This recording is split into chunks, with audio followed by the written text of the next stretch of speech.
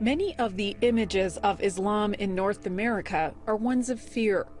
So I walked into Ashfin Javid is here to shatter that picture and the division it's created. He's been invited to give a talk on understanding the Muslim mind to a non-Muslim audience. Muslims, so we think of them some crazy people that strap bomb and they blow themselves up, and that's what Muslims think.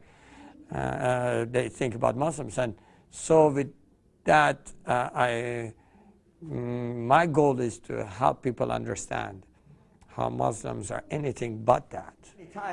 Javid is not an apologist for Islam. He's the pastor of Vancouver Christian Fellowship. But his life and incredible journey started as a devout Muslim in Iran. My grandfather was a Muslim leader. My father was part of the movement of revolution of the Islamic Republic in Iran. I was the one that was most devout. As he grew up, so did his dedication. And as a young teen, he joined Hezbollah. I didn't think just praying and fasting is enough. So I joined the Basij, which you know here in North America as Hezbollah. And I served in that army for 3 years. After a 2-year stint in Pakistan, Javid was arrested in Malaysia for carrying illegal passports. He was thrown into prison. There, he had a strange encounter. And I would just meditate in the verses of Quran. And once, as I was doing that, I felt just a fear, just filling my heart, and I felt literally a presence of a spirit. This spirit immediately made me feel like my life is in danger. I knew in my heart what we call shayateen, satanic, demonic spirits. So I started rebuking it in the name of Allah, and I just cried out in Farsi, my own native language, said, God, help me. And the moment I said that, as clear as you hear my voice, I heard a voice. And that voice said, bring the name of Jesus. And the words that came out of my mouth sounded without thinking, Jesus, if you are true, show me yourself. And before I was finished with the sentence, that spirit had ran away. And that is how my story basically began. That is not my story of conversion, but that's the beginning of my confusion. Confusion because though Jesus is considered a holy prophet in Islam, he's not someone Muslims pray to or call upon. In the weeks that followed, that confusion grew. Why would Jesus help you? How come Jesus' name did this, and so on and so forth. And so I asked and prayed and fasted that he would show me what way would he like me to follow him. And so after 2 weeks, I had no answer. And when I didn't have an answer, and I didn't get any signs, it made me really upset. We must understand, in our mind, we are different. We are very passionate people. We pour our hearts out for someone we would give our life for someone we love. And because I had given everything and I had not heard an answer, it made me very angry. And in rage, I yelled at God and said, you don't exist. As a Muslim, denouncing Allah was an unforgivable sin. But then he had another strange encounter in his cell. And then I felt the whole room filled with the holy presence of God. It is as if time stops. You know things about God without him ever saying anything to you. The first thing I knew about him was his holiness. I knew he's a holy God. And I knew that he is just. And I knew immediately that simultaneously these things are going through my mind and my heart. And I knew I'm unholy. This is in spite of all the good things I've done in my life.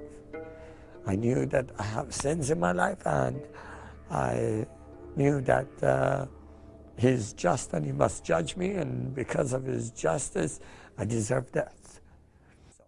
But that didn't happen. Instead, he felt a tap on his shoulder. Right at that moment, I felt a touch on my left shoulder and a voice that says, I forgive you. And I didn't understand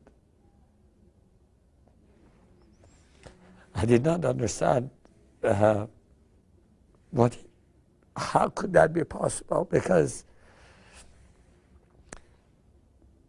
I had heard Allah is forgiving and merciful, but we cannot know His forgiveness till the day of judgment. So I said, who are you that forgives me? And I feel forgiven today. And He said, I am the way, the truth, and the life. And I did not understand what that means, because I had never heard those words. So I said, what is your name?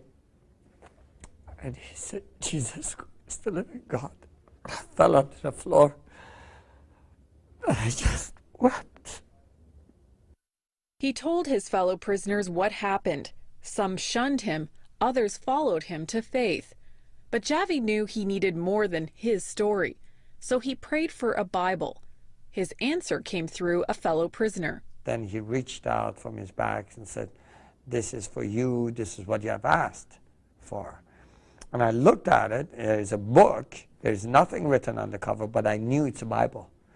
Grabbed it out of his hand, forgot to thank him, ran to the room, thanked God, kissed it as we do, and when I opened it, it was in a language I couldn't read. So I thought, thank you for the Bible, but you have sent me the wrong language. And he said, no, read this. I said, but I can't. He said, read. And I said, but I can't. I don't know this language. He said, read. I said, and as I looked upon the page, the words came alive. I could read and I could understand. It was written in English, a language he didn't know then, but one he preaches in today. His message is for everyone, though his heart is for Muslims. He's never shied away from sharing his story, though it's nearly cost him his life. I went to a mosque in Bangladesh, and I shared the gospel in that mosque. And they decided to take me outside the mosque and kill me. But because the night before I had prayed for a lady and her son was dying, and he got healed in the name of Jesus, she came to the mosque and told everybody how her son had been healed. So the imams brought all the sick people to outside the mosque, set us down and said, pray for these people. Should they get healed, and should they get answered, you live, otherwise you die. And so we prayed, and God answered. And they kept us there for another 6 days, forced us to go to their homes to preach the gospel to them, their children, and their children's children. Many times I wonder... Today his ministry is more than just sharing his story. It's encouraging others to tell theirs. He says that's the only way to bring hope and understanding in a world of fearful images. We need to share our testimonies. If a Muslim person is in your life, it's not because they need to hear my testimony. They need to hear your story, how you were touched by the love and the passion of Jesus Christ for you. And in the end, live a life so impacted by God, so full of His Holy Spirit, so full of His presence, that they would say, I want the same relationship with God that you have. Javid's also written a book called As Easy as Drinking Water. It's a Persian saying he says pertains to the forgiveness he felt from Jesus that day in his jail cell. He says there are so many others out there thirsty for that kind of forgiveness and hope.